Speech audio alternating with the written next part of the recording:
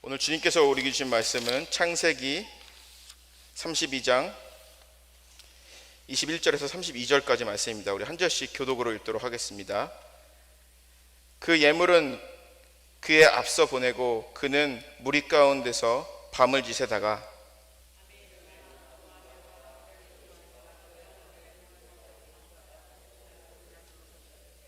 그들을 인도하여 시내를 건너게 하며 그의 소유도 건너가게 하고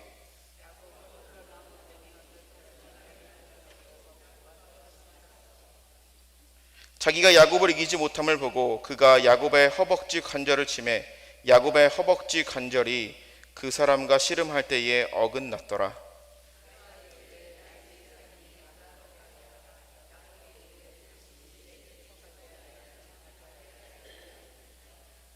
그 사람이 그에게 이르되 내 이름이 무엇이냐? 그가 이르되 야곱이니이다.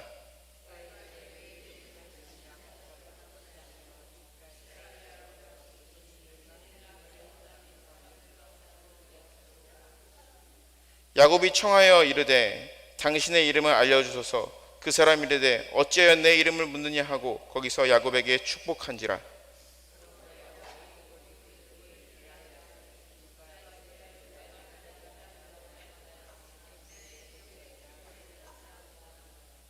그가 브니엘을 지날 때에 해가 돋았고 그의 허벅다리로 말미암아 절었더라.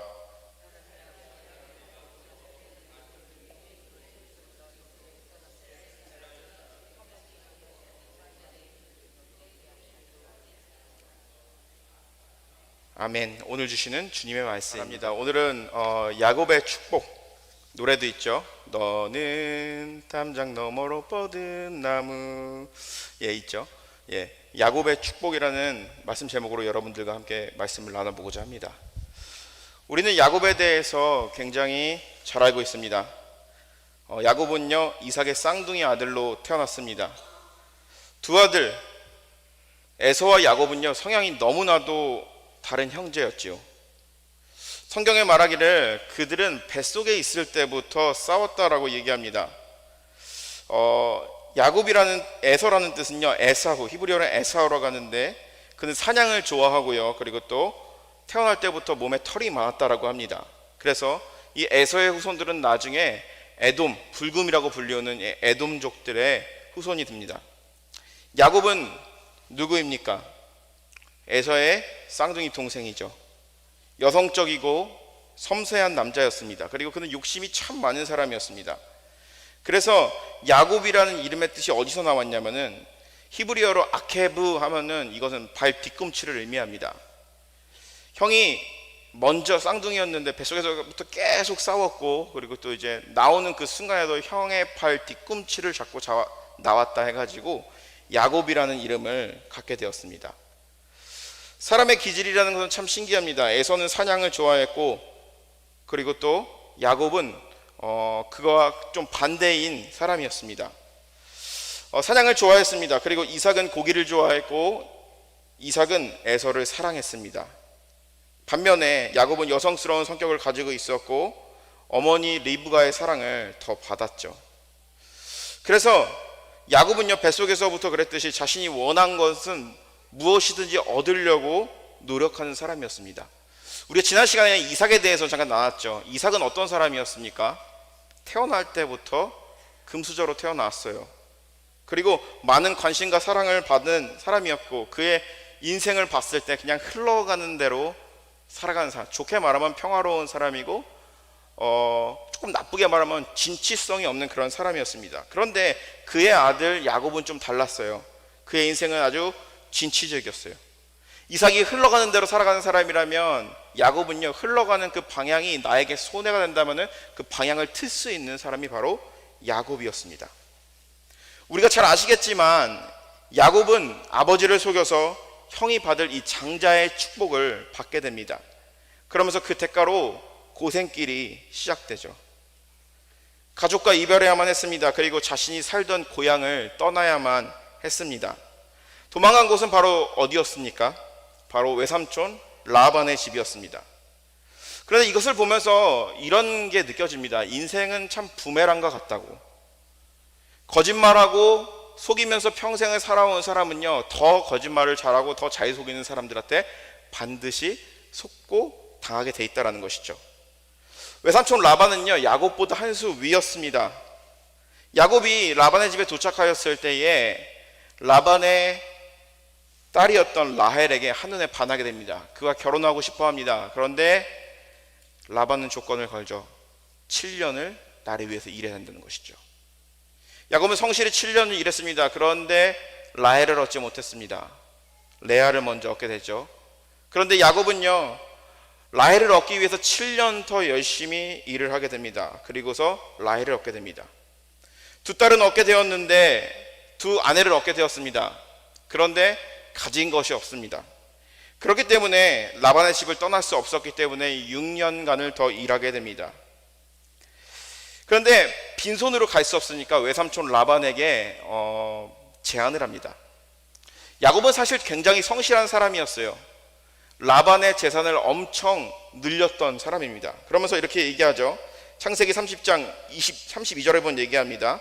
내가 외삼촌의 양떼를 두루 다니며 그 양 중에 아롱진 것과 점 있는 것과 검은 것을 가리켜 또 염소 중에 점 있는 것과 아롱진 것을 가리켜 가려내리니 이 같은 것이 내 품삯이 되리이다. 후일에 외삼촌께서 오셔서 내 품삯을 조사하실 때에 나의 의가 대답이 되리니 내게 혹시 염소 중에서 아롱지지 아니한 것이나 점이 없는 것이나 양 중에 검지 아니하는 것이 있거든 다 도둑질한 걸로 인정하소서라고 얘기합니다. 야곱은요, 제안을 하게 됩니다. 외삼촌 나 때문에 부자 됐잖아요. 그런데 나에게 뭔가 줘야 되지 않습니까? 그런데 이렇게 합시다. 아롱지고 점 있고 거무스름한 거는 내 양으로 하고요. 그리고 그냥 온전한 가축은 외삼촌 걸로 합시다. 이 이야기를 들었을 때에 라반은요, 그 사람도 약간 꼼수에 능한 사람이잖아요. 그러면서 이렇게 생각을 한 거죠. 확률상으로 봤을 때 점이 없는 양끼리 교미를 했을 때 점이 있는 양을 낳는 것이 굉장히 힘듭니다. 그렇기 때문에 점이 없는 양이 더 많기 때문에 야곱을 좀 더 부려먹을 수 있겠구나라는 생각에 야곱의 제안을 받아들이는 것을 알 수가 있습니다. 그런데 야곱은 어떤 방법을 쓰게 되죠? 점이 없는 양을 치면서 외삼촌의 양이 자신의 진영으로 오게 만든 다음에 자신의 양들과 외삼촌의 건강한 양들과 교미를 시킨 다음에 점 있고 그리고 거무스름한 양을요 많이 만들게 됩니다. 그러면서 야곱은요 빈손으로 집을 떠나왔지만 엄청난 부자가 됩니다. 20년 만에 엄청난 부자가 돼요. 여기까지 야곱의 인생을 돌아봤을 때 자기가 얻고 싶은 걸 다 얻는 야곱이었어요. 장자의 축복을 얻었죠. 두 아내를 얻었죠. 그리고 많은 재산을 얻었습니다. 현대인들에게 이 야곱의 캐릭터는요 어떻게 보면은 인생의 최선을 다해서 막대한 부를 축적한 자수성가의 캐릭터로 비춰질 수가 있습니다. 야곱은 근데 그가 20년의 인생, 집을 떠나 20년의 인생을 살아갈 때에 그가 이렇게 성공할 수 있었던 그 비결은 바로 무엇이냐면 그가 고향을 떠나올 때에 아무도 자기를 지켜주지 않는 그 상황, 광야 한가운데서 돌베개를 베고 잠을 잘 때에 하나님의 나타나심을 그가 경험했기 때문입니다. 하나님은 야곱에게 나타나서 그를 아브라함과 같이 이삭과 같이 축복하신다라고 이야기하십니다. 그리고 뭐라고 말씀하십니까? 너를 이끌어 이 땅으로 돌아오게 할지라 내가 허락한 것을 다 이루기까지는 나는 너를 떠나지 아니하리라. 야곱은요 이 약속을 믿었습니다. 그렇기 때문에 누구보다도 최선을 다해서 살아와서 엄청난 많은 부를 얻게 되고요 사랑하는 아내를 얻게 됐습니다. 자수성가한 것이죠. 그런데 과연 이것이 만약에 야곱의 축복이다 라고 말하면은 여기서 하나님은 어디 있는 것일까 라는 질문을 갖게 됩니다. 야곱에게는 평생 풀리지 않는 숙제가 있었습니다. 그것은 바로 형과의 이야기죠. 하나님께서 그에게 축복을 하시겠지만 다시 돌아오게 한다라고 했을 때 형을 만나야 되는, 형과 무엇인가 풀리지 않는 매듭을 풀어야 하는 그런 숙제가 남아 있었습니다. 여러분들, 우리가 고향에 가는 것은 참 좋은 일이죠. 그런데 고향에 갔을 때 나의 원수가 나를 노려보고 있다 그러면은, 나를 정말 싫어하는 사람이 나를 기다려서 나를 만나면 나에게 해코지 한다 그러면은 그 고향에 가고 싶겠습니까? 아니시죠. 야곱도 그랬을 것입니다. 하나님의 약속의 말씀을 붙들고 최선을 다해서 인생을 살아왔어요. 그런데 그 약속이 이루어지기까지는 고향으로 돌아가야 됩니다. 그런데 고향에는 자신이 정말 자신이 정말 두려워하는 형이 있었다라는 것이죠. 그것이 바로 야곱에게 있어서 진정한 어려움이었습니다. 새 출발을 하는 데 있어서 가장 걸림돌이었고, 그리고 반드시 풀어야 하는 매듭이 있었습니다. 야곱은요, 결단을 내리게 됩니다. 그것은 바로 자신의 고향으로 돌아가겠다는 결단입니다. 그런데 야곱의 축복은요, 어디서부터 시작되냐면은, 많은 부를 가졌다, 사랑하는 아내를 얻었다. 여기서 그의 축복이 완전한 축복이 아니라, 진정으로 완전한 축복은 언제부터냐? 그가 고향으로 돌아가면서부터 얻게 되는 축복이라는 것이죠. 첫 번째로 야곱이 얻은 축복은 바로 무엇이었을까요? 바로 야곱은요, 홀로 남는 축복을 얻게 되었습니다. 여러분, 우리가 홀로 남는다는 것이 과연 축복일까요? 혼자만의 시간을 갖는다는 것이 과연 축복일까요? 제가 결혼하기 전에 이제 싱글 목회자로서 가장 힘들었던 순간이 언제인지 아십니까? 언제냐면 주일 저녁이 굉장히 힘들었어요. 주일날 아침에 새벽기도 가가지고, 또 일부 예배 사회 보고, 또 11시에는 중고등부 예배 인도하고, 그리고 2시에는 청년부 예배 인도하고, 조금 쉬었다가 8시에 기도회가 있어서 기도회 인도하고 집에 돌아오면 9시 반이에요. 저는 주일날이 제일 신납니다. 주일날이 가장 기뻐요. 모든 것을 다 쏟아내고 사람들과 교제하고 만나고 너무나도 행복해요. 그런데 그 모든 것이 끝나고 집에 왔을 때 마치 검은 그림자 같이 저에게 찾아오는 고독감. 엘리야가 850명의 바알과 아세라의 전투를 하고 그가 탈혼 상태에 빠졌던 것처럼 혼자의 시간이 저에게는 참 괴로운 시간이었습니다. 그런데 프랭크 콜로키움이라는 신학자가 이런 얘기를 합니다. 예수님은 우리를 죄로부터 구원하셨습니다. 그런데 우리를 죄에서부터 구원했을 뿐만 아니라 우리를 고독으로부터 또 구원하셨다라는 것이죠. 혼자만의 시간은 어떤 사람들에게는 그것이 정말 괴롭고 저주의 시간일 수도 있습니다. 그런데 혼자만의 시간은요, 축복의 시간일 수도 있다라는 것이죠. 그것은 나 혼자 있는 것이 아니라 나와 하나님을 만나는, 교제하는 그런 시간이라는 것이죠. 야곱은요, 에서에게 줄 선물들을 먼저 그룹을 나눠서 보냅니다. 그리고 자신의 가족들마저도 강을 건너게 합니다. 그리고 진짜 혼자 남았습니다. 그날 밤 야곱의 마음은 어땠을까요? 어떤 긴장된 마음이 있었기에 홀로 남아서 있었을까요? 저는 아마 야곱이 이런 생각을 하지 않았을까라는 생각이 듭니다. 첫 번째로는 형을 만나는 게 두려웠어요. 형이 나를 죽일지도 모른다라는 그런 두려움이 있었을 것이고, 두 번째로는 이런 생각을 가지고 있지 않았을까요? 내가 형한테 무릎 꿇을 준비가 되어 있는가? 내가 형한테 뭘 잘못했는가?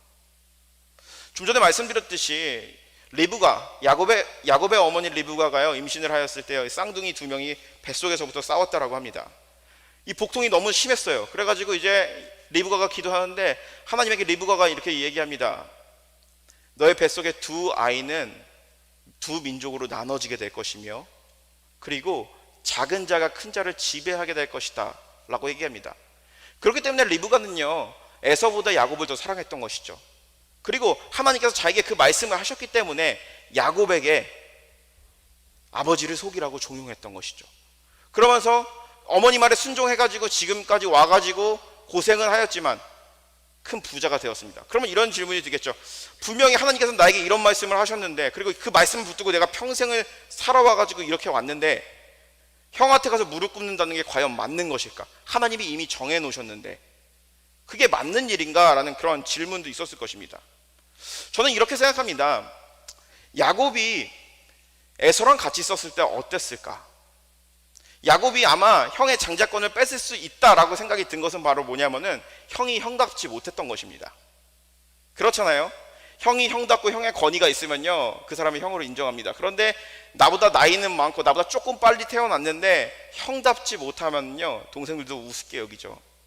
아마 야곱은요, 자라면서 에서를 봤을 때 에서를 우습게 여기지 않았을까요?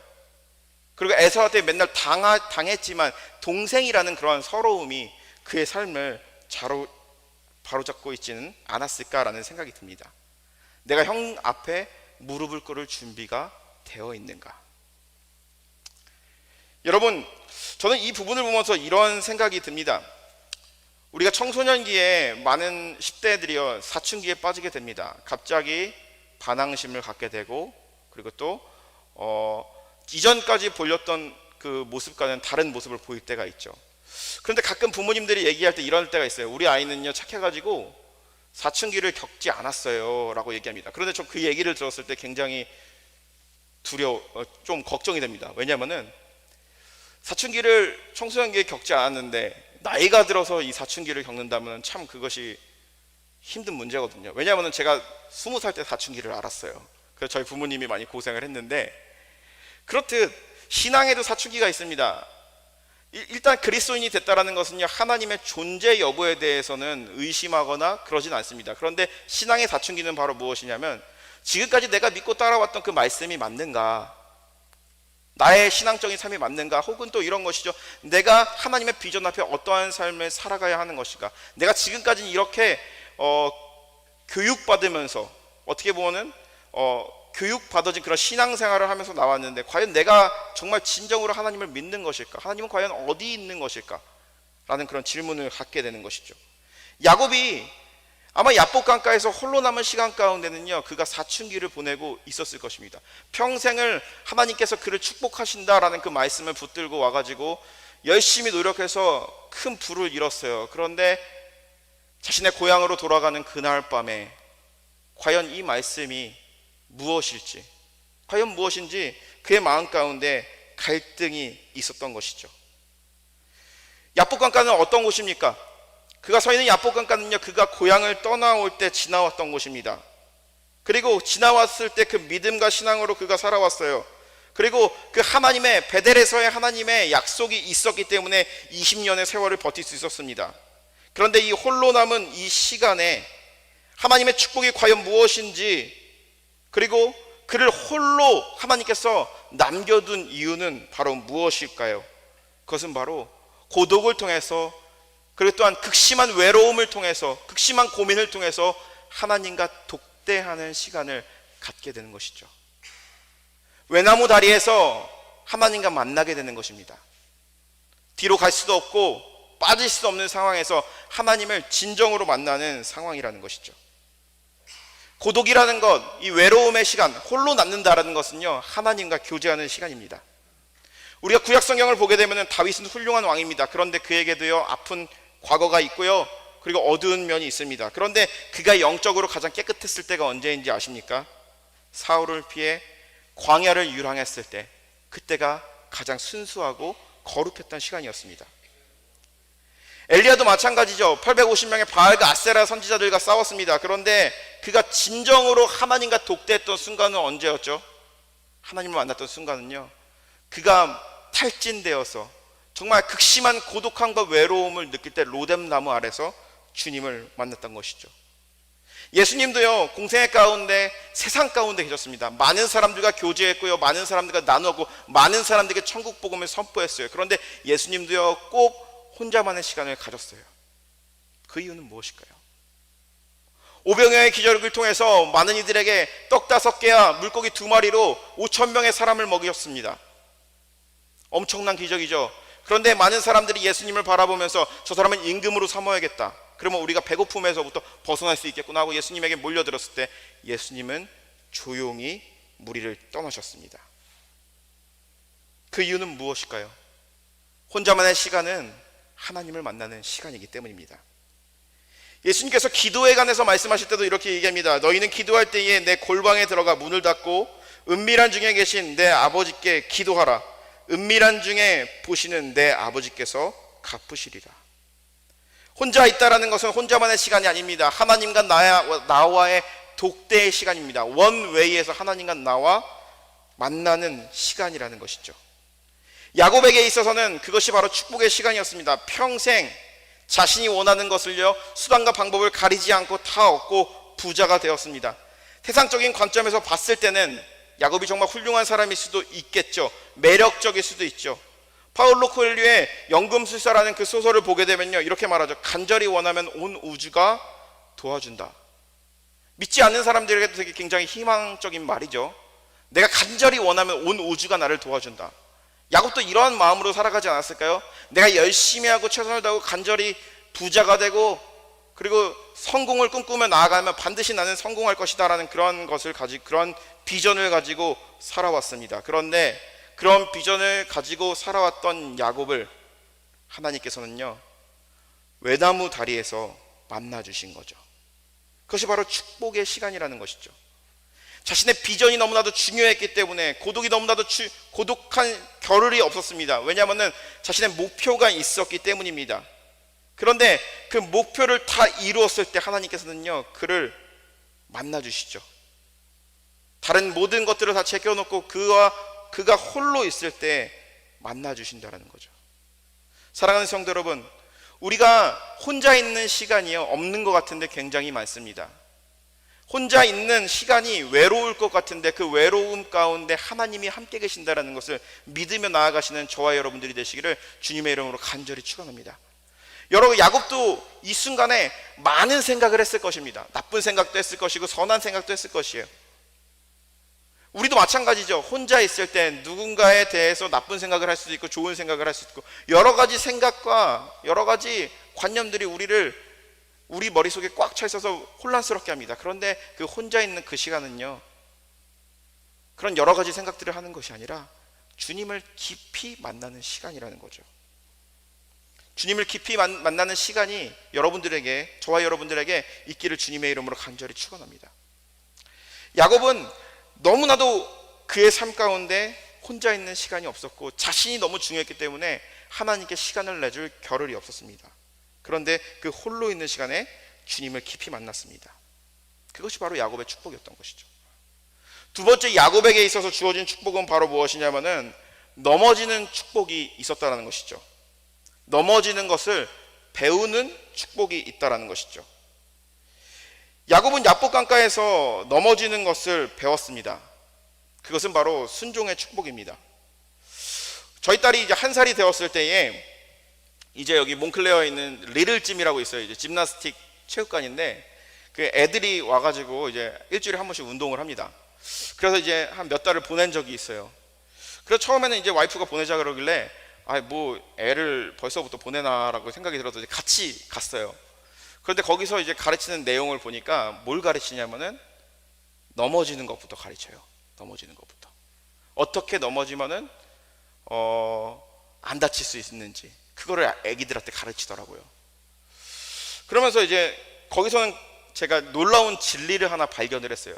하나만 넘겨주실래요? 네, 자료 화면입니다.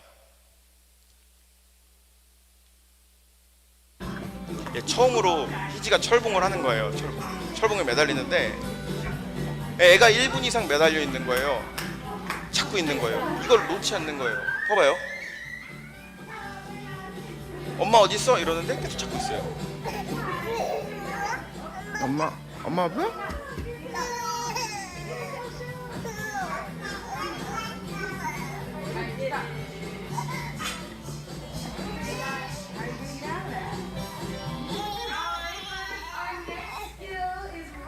우와. 힘들어요.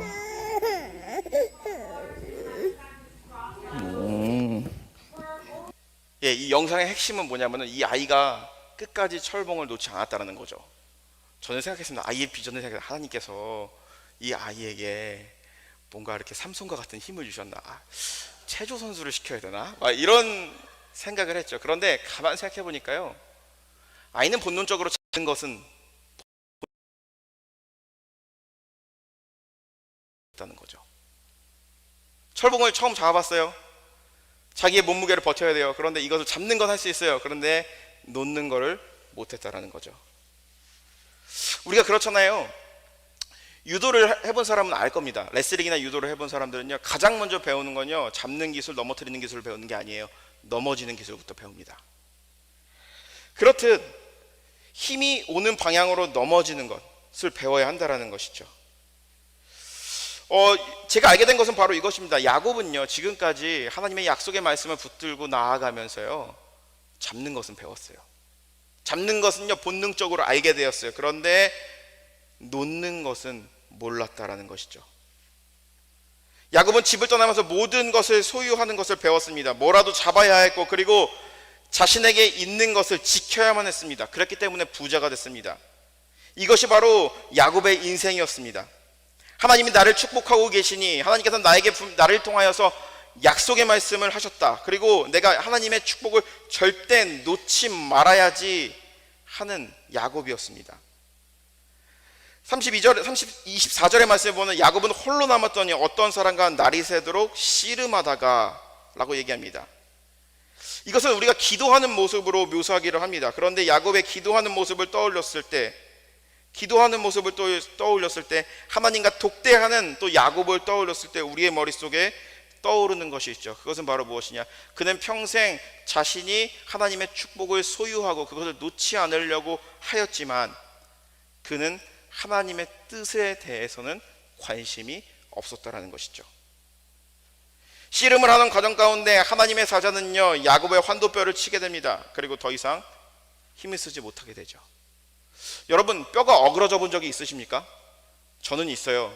언제냐면은 운동하다 어그러진 게 아니라 참 어이가 없는데, 제가 요즘에 기지개를 세게 안 해요. 왜냐면은 이게 기지개를 피다가 다리가 한번 빠진 적이 있어요. 무릎이. 그런데 그때 기분이 어떠냐면은 정말 일단 첫 번째로는 어이가 없고요, 힘을 못 써요. 소리도 못 질러요. 너무 아파가지고. 야곱의 상황도 그런 상황이 아니었을까요? 힘을 주고 있었습니다. 천사를 향하여서.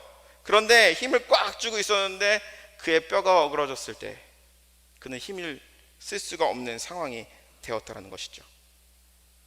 자신의 목표를 위해서 멈춰설 줄도 모르고 자신의 손에 쥔 것을 결코 뺏기지 않으려고 지키면서 살아온 그런 인생이었습니다. 그의 기도마저도 마찬가지였을 것입니다. 하나님, 나에게 이것을 주세요. 하나님, 나를 축복해 주세요. 끊임없이 하나님께 열정적으로 기도했겠죠. 야곱과 같은 기도 필요합니다. 그런데 가장 중요한 것은 무엇이냐면 그러한 열정적인 기도, 간구하는 기도 가운데 리스닝이 있어야 한다는 것이죠. 하나님의 말씀을 듣는 것을 배워야 했었다는 것이죠. 야곱은 하나님의 존재의 여부에 대해서, 하나님이 반드시 나를 축복해 주신 것에 대해서 믿어 의심치 않았습니다. 그런데 중요한 것은 하나님의 축복을 믿고 신뢰했지만 하나님의 뜻을 알지 못하는 그러한 야곱이었습니다. 그런데 그가 환도뼈가 어그러졌을 때 깨달은 게 있죠. 모든 힘이 빠졌을 때, 그럼에도 불구하고 붙잡고 있을 때 그는 드디어 힘을 빼는 것을 배우게 되었다라는 것입니다. 그것이 바로 야곱에게 주어진 진정한 축복이라는 것이죠. 평생 자신의 삶을 위해서만 살아왔는데, 그리고 또한 하나님의 뜻에 대해서는 관심이 없고, 그리고 날마다 그렇게 살아가는 야곱이었는데 하나님의 뜻을 묻는 야곱이 되었다라는 것이죠. 사도 바울은 얘기합니다. 내가 내 몸을 쳐서 복종하게 하면 내가 남에게 전폐하게 한 후에 자신이 도리어 버림받을까 두려워함이로다. 바울은 끊임없이 자기 절제 훈련을 한다라고 합니다. 그것은 바로 무엇입니까? 자기 절제 훈련은 자기 비움 훈련을 의미합니다. 그것은 하나님의 말씀에 순종하기 위함이라는 것이죠. 야곱은 그런 것을 몰랐어요. 자기 비움을 전혀 모르는 사람이었어요. 자신을 바라보지 못하는 사람이었어요. 듣기만 하고 구할 줄만 아는 사람이었어요. 듣지 못하고 구할 줄만 아는 그런 인생이었어요. 그런데 그가 야복 강가에서 천사와 씨름할 때 드디어 힘을 빼는 것을 배웠다라는 것이죠. 듣는 것을 배웠다라는 거죠. 지금까지 그의 인생은요, 하나님을 자신이 원하는 대로 끌고 다니는 그런 인생이었어요. 끌고 다니면 하나님이 때에 따라서 축복해 준다라고 믿고 있던 야곱이었어요. 그런데 그 야곱의 신앙이 이제는 성숙의 단계로 간다라는 것이죠. 그것은 바로 무엇입니까? 하나님의 말씀을 들을 수 있는 단계가 되었다는 것이죠. 평생 장애를 가지고 살아가는 야곱이었습니다. 그런데 그 장애의 다리를 저는 자기의 몸을 봤을 때 야곱은 다시 한번 순종의 법을 깨닫게 되었다는 것이죠. 그것이 바로 야곱이 누렸던 축복입니다. 그것은 바로 넘어지는 것을 배우는 것, 하나님의 말씀 앞에 넘어지는 것을 배우는 것입니다. 제가 좋아하는 보네포 목사님이 이런 얘기를 했습니다. 교회는 하나님의 말씀 앞에 순종해야 합니다. 침묵해야 합니다. 이 말은 목사가 하는 말에 대해서 침묵하라는 것이 아닙니다. 하나님께서 나에게 하시는 말씀이 있습니다. 성경을 읽고 묵상할 때 나에게 찔림이 오고 나에게 명령하는 것이 있어요. 내가 지금 내 능력으로도 앞으로 잘 나갈 수 있을 것 같고 뛰어나갈 수 있을 것 같고 남들보다 3배, 4배 더 잘할 수 있을 것 같은데 하나님이 멈추라고 하면은 멈출 수 있는 그런 인생이 되어야 한다는 것이죠. 야곱은 그 멈추는 것을 모르는 사람이었어요. 듣는 거를 뜻에는 관심이 없는 사람이었어요. 그런데 그가 하나님의 사자와 씨름하면서 드디어 알게 된 것이죠. 하나님의 음성을 듣는 것. 세 번째로 야곱에게 주어졌던 것은요, 바로 시선의 변화였습니다. 야곱은 드디어 듣는 법을 배우게 됩니다. 순종하는 법을 배우게 됩니다. 시선의 변화가 생깁니다. 하나님을 바라보는 시선이 달라지고요, 그리고 또 하나님도 그를 바라보는 시선이 달라지게 됩니다. 야곱은 새로운 이름을 얻게 됩니다. 27절에서 28절에 보면 얘기합니다. 그 사람이 그에게 이르되 내 이름이 무엇이냐? 그가 이르되 야곱이니이다. 그가 이르되 내 이름을 다시는 야곱이라 부를 것이 아니요 이스라엘이라 부를 것이니 이는 내가 하나님과 및 사람들과 겨루어 이기었습니다. 야곱이란 이름의 뜻은요, 처음 시작부터 좋은 이름의 뜻은 아니었습니다. 속이는 자, 받을 뒤꿈치를 잡고 나오는 그러한 욕망에 불타오르는 그런 사람이었다라고 이야기를 하죠. 그런데 그가 평생 그 이름에 걸맞는 인생을 살아왔어요. 지금까지 잡기 위해, 놓지 않기 위해 살아갔어요. 그런데 이제는요, 그의 이름조차 그의 정체성이 바뀌어버립니다. 그것은 바로 무엇입니까? 이스라엘, 하나님과 겨루어 이기었음이라, 하나님을 보았던 사람으로 바뀌게 된 것이죠. 야곱의 시선의 변화는 여기서 일어나게 됩니다. 에서를 만나게 돼요. 그런데 에서를 만났을 때 야곱이 가장 먼저 하는 것은 바로 가장 먼저 하는 말이 바로 무엇이었습니까? 33장 10절 말씀입니다. 내가 형님의 눈앞에서 은혜를 입에싸오면 청하건대 내 손이여 이 예물을 받으소서. 내가 형님의 얼굴을 배운즉 하나님의 얼굴을 본 것 같사오며 형님도 나를 기뻐하심이이다. 악마 같은 형의 얼굴이겠죠. 20년 동안 라반의 집에 있을 때 형의 얼굴을 생각했을 때 악마가 떠올랐을 거예요. 그런데 형의 얼굴을 봤을 때 하나님의 얼굴을 봤다라고 이야기합니다. 하나님의 얼굴을 보면 어떻게 됩니까? 죽습니다. 생명을 보존하지 못합니다. 그런데 여기서 제가 이것을 묵상하면서 이렇게 느꼈습니다. 야곱은 하나님과 씨름하였을 때에, 하나님의 사자와 씨름하였을 때 이스라엘이라는 이름을 받았을 때에 야곱은 죽었다라는 것이죠. 그의 겉사람 야곱은 죽고 그 안에 있는 속사람, 하나님이 통치하시는 하나님의 얼굴을 본 자로서 그의 시선의 변화를 가지고 있는 야곱으로 변화하였다라는 것이죠. 야곱의 안에는 하나님의 영이 거하였다라는 것입니다. 형을 볼 때 하나님의 얼굴을 본 것처럼 기뻤던 것처럼, 그리고 또한 자신이 그토록 미워했고 애증의 관계였던 이 형에게 무릎을 꿇을 수 있었던 것은 그 안에 하나님의 형상이 회복되었기 때문이라는 것이죠. 그가 이제 더 이상 자신의 시선으로 나아가는 것이 아니라 하나님의 시선으로 세상을 바라볼 수 있게 된 것이죠. 사도행전에 보게 되면 스데반이 죽는 순간을 묘사하고 있습니다. 그를 향해서 많은 사람들이 돌을 던졌어요. 그를 죽이려고 했습니다. 그런데 스데반은요, 자신에게 돌을 던지는 사람들을 보면서 기도했습니다. 그리고 그들의 죄를 물지 말아달라고 기도했습니다. 그의 모습은 어땠다라고 얘기합니다. 천사의 모습과 같았다라고 이야기하는 것이죠. 하나님을 진정으로 만난 사람들은 과연 어떠한 사람일까요?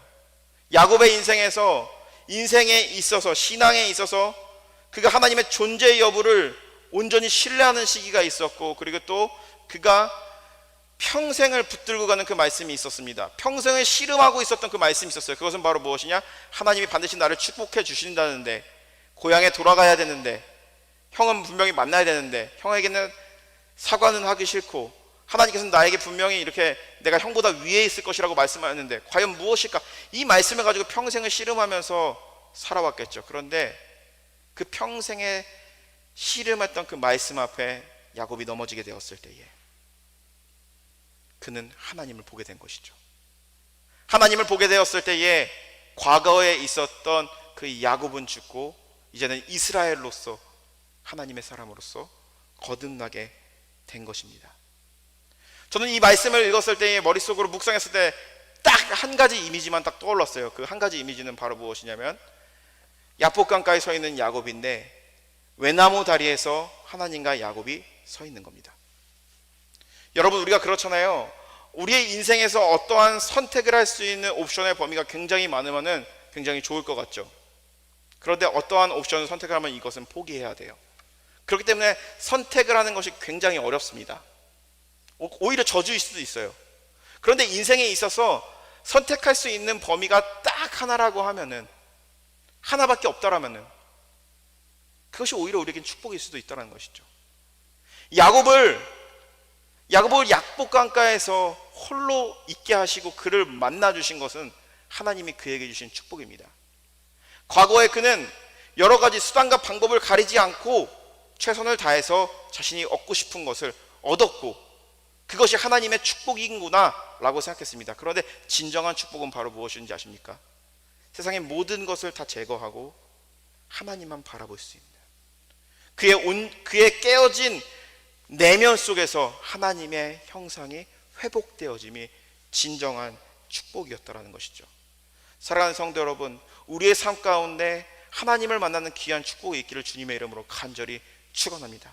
우리도 야곱처럼 베델의 하나님처럼 우리가 과거에 신앙생활을 하면서 정말 뜨겁게 기도하며 뜨겁게 신앙생활할 때 만났던 그 주님이 있을 것입니다. 그 기억이 있기 때문에 우리가 평생 신앙생활을 하는 것이죠. 그런데 지금 오랜 시간이 지금 지나고 나서 지금 이 자리에 서서 이 말씀을 묵상했을 때 우리에게 있어서의 야복강은 과연 어디일까요? 하나님의 정말 뜻에 대한 관심이 있는지 우리 스스로 물으며 나아가시는 저와 여러분들이 되시기를 주님의 이름으로 간절히 축원합니다.